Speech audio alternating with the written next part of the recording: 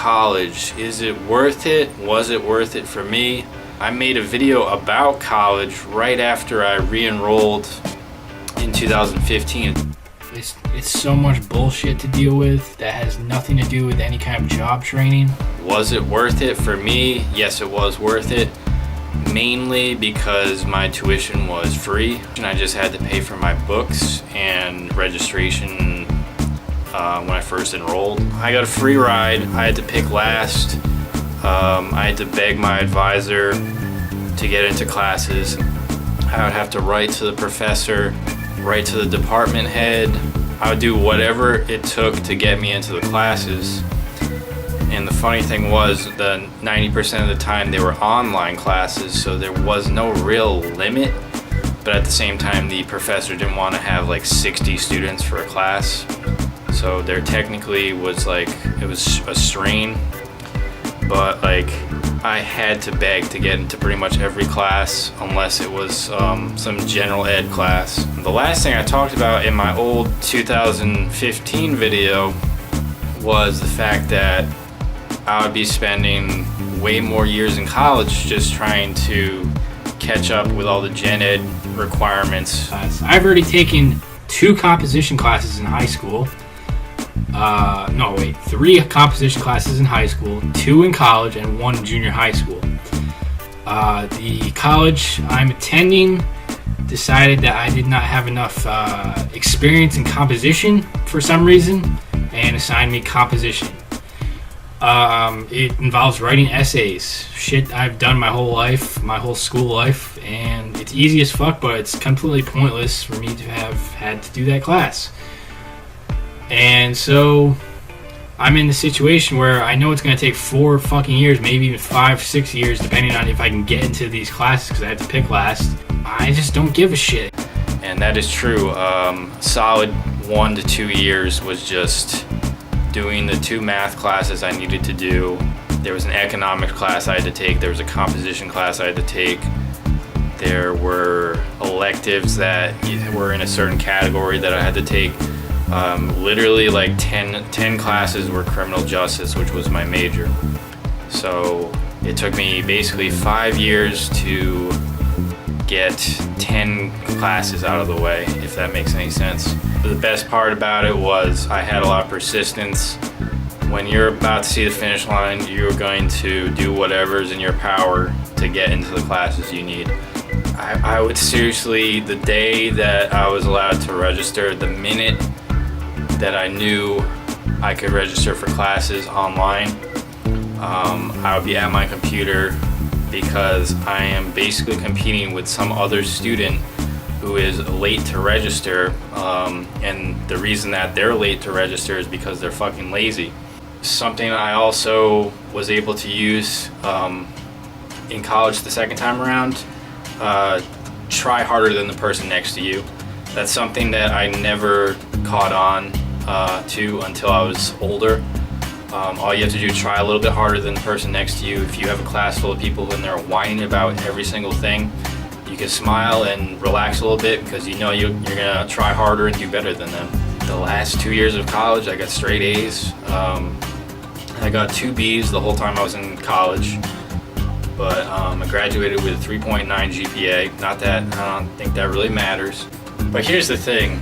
90% of your classes, unless they are a science class with a lab or some kind of engineering class where you have to have hands-on experience, can be online. The coronavirus and the fact that many universities are just flat out going, all right, all our classes are going to be online easily, kind of proves that we should have online learning as like priority in this country. And I don't care that some professors might lose their jobs or there'll be less of a need of certain staff members. I'm a staff member at the university. Right now, colleges are in the Stone Age. They don't want to listen to change. They want to keep everything the same so they can make more money off of students living in the dorms.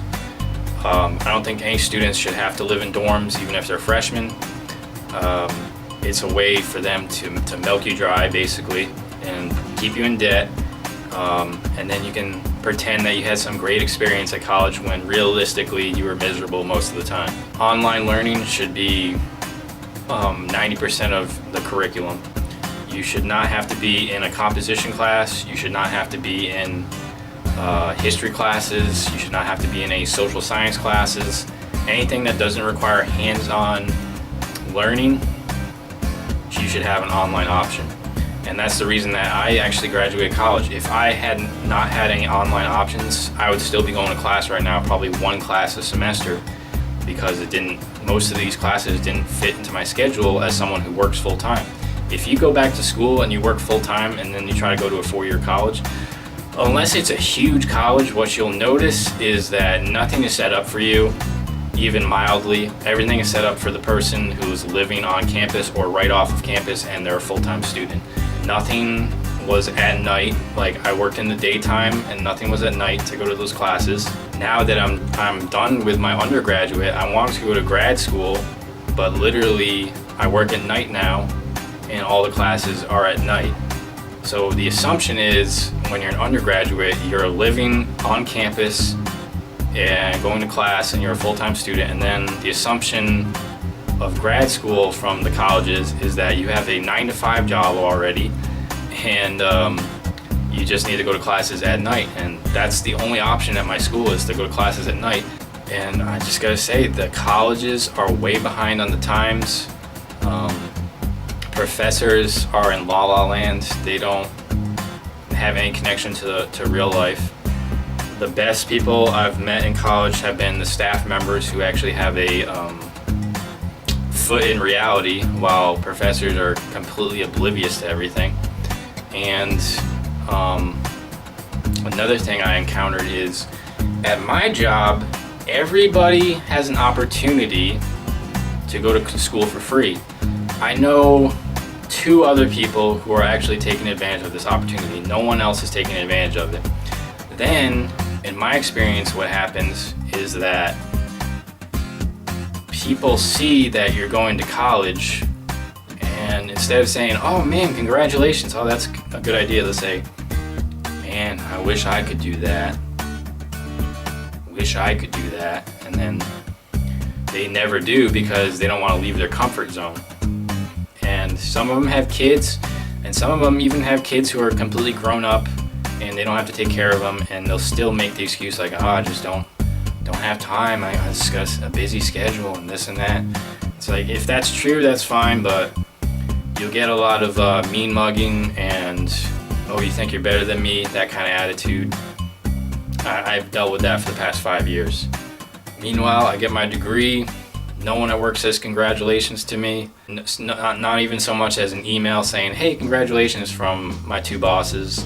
Any show of like, "Wow, you did it, you stuck it out." Because my 2 bosses went to school when they were younger and lived on campus, and they take it completely for granted that it was harder to go back to school as an actual adult in your 30s. When you go back to school later in life, everything is about time management. It's not about how difficult the classes are, it's about time management. And they never had to deal with that because they just went when they were supposed to go and are both still in debt. My wife supported me the whole time. We never had any leisure time. You might have noticed I really don't make videos that much anymore. I just did not have the freaking time. I worked every weekend for 3 years because the schedule I had helped me so I could do my online classes on Thursday and Friday, which were my days off. I didn't see my wife that often on my days off because she had different days off. You know, that was a time suck. And now that I'm done, I'm looking for other jobs, higher jobs. But anyways, that's my little ramble. I might play a little bit of my 2015 bitch fest, talking about not having any free time and how everything was a waste of time. He did not teach. He assigned 6 hours of homework a week, graded the homework. Like I said, he didn't teach, so I stopped. He would give us homework that was brutally hard, way harder than the book. I even went to a tutor and he said, like, "Why is your homework so hard? Everyone else has just the regular homework. You actually have brutally hard homework." He made it so anything under an 85 was a C, anything under a 95 was a B. So I was like, fuck this class. I'll wait till I can find a different professor. He's not a complete asshole. I have a teacher teaching economics who can't speak a fucking word of English. She mispronounces basic words. She has emails where she can't construct a sentence. And basically, the only saving grace of that class is that we can basically just figure out what's in the book, and the quizzes and tests are exactly like what's in the book.